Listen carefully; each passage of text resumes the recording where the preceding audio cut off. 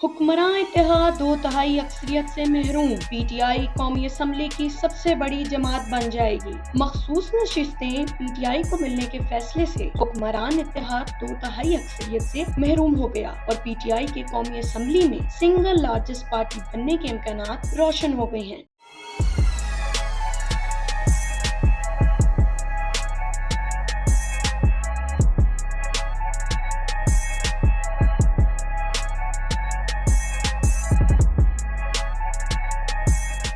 अस्सलाम वालेकुम नाजरीन, आप देख रहे हैं IRK न्यूज़। मजीद ऐसी वीडियोस देखने के लिए हमारे चैनल को सब्सक्राइब कर दीजिए। जी हाँ दोस्तों, सुप्रीम कोर्ट फैसले के बाद मुल्क की सियासत में तहलका मच गया। कानूनी माहिरीन का ये कहना है कि पीटीआई को इस फैसले के बाद बड़ा रिलीफ मिला है और वो अब कौमी असम्बली की सबसे बड़ी जमात बन जाएगी। कौमी असम्बली में सुन्नी इत्तेहाद कौंसिल के मेंबरान की तादाद 84, जबकि पीटीआई के हमायत याफ्ता आजाद अरकान भी कौमी असम्बली में मौजूद हैं, जिससे पीटीआई के हमायत याफ्ता अरकान की मजमूई तादाद 92 तक पहुँच चुकी है। सुप्रीम कोर्ट के फैसले की रोशनी में खवातीन की 20 जबकि 4 अक़लियती नशिस्तें भी पीटीआई को मिलेंगी, जिससे पाकिस्तान तहरीक इंसाफ के अरकान की तादाद कौमी असम्बली में तकरीबन 116 तक जा पहुँचने का इम्कान मौजूद है। मुस्लिम लीग नून मजमूई तौर पर 108 नशिस्तों के साथ दूसरे, जबकि पाकिस्तान पीपल्स पार्टी 68 नशिस्तों के साथ कौमी असम्बली में तीसरी बड़ी जमात के तौर पर इस वक्त मौजूद है। MQM 21, JUIFA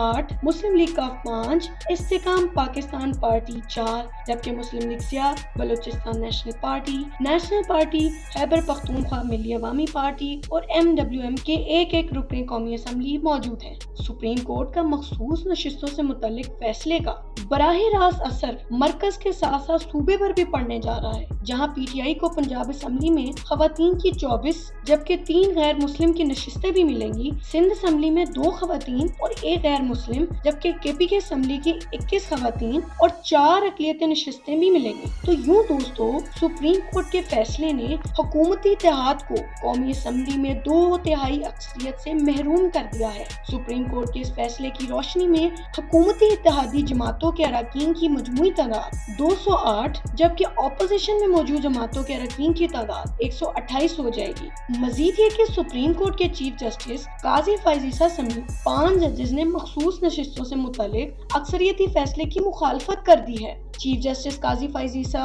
जस्टिस जमात मंदुखेल, जस्टिस नईम अफगान, जस्टिस अमीनुद्दीन खान ने अक्सरियती फैसले की मुखालफत की। जस्टिस याया खान अफरीदी ने अपने इख्तिलाफी नोट में ये कहा कि वो उम्मीदवार जिन्होंने तहरीक इंसाफ से वाबस्तगी के हल्फनामे जमा कराए, सिर्फ उन्हें ही तहरीक इंसाफ का उम्मीदवार करार दिया जाए और फिर इसी तनासुब से मखसूस नशिस्तें भी दी जाए, और वो उम्मीदवार जिन्होंने दूसरी पार्टियों में शमूलियत इख्तियार की, उन्होंने अवामी ख्वाहिश की खिलाफ वर्जी की। जस्टिस अमीनुद्दीन खान ने भी अपने इख्तिलाफी नोट में कहा कि सुन्नी इत्तेहाद कौंसिल की अपील मुस्तरद करते हैं। जस्टिस नईम अफगान ने कहा कि मैं भी जस्टिस अमीनुद्दीन खान के इख्तिलाफी नोट से इत्तफाक करता हूँ। चीफ जस्टिस और जस्टिस जमाल खान मंदुखेल ने इख्तिलाफी नोट में कहा कि सुन्नी इत्तेहाद कौंसिल कोई एक नशिस्त भी जीत ना सकी। सुन्नी इत्तेहाद कौंसिल ने मखसूस नशिस्तों की लिस्ट भी जमा नहीं कराई। आइन ने मुतनासिब नुमाइंदगी का तस्वुर दिया है। सुप्रीम कोर्ट आइन में मसनूई अल्फाज का इजाफा नहीं कर सकती। इख्तिलाफी नोट में लिखा गया है कि आइन की तशरीह के जरिए नए अल्फाज का इजाफा करना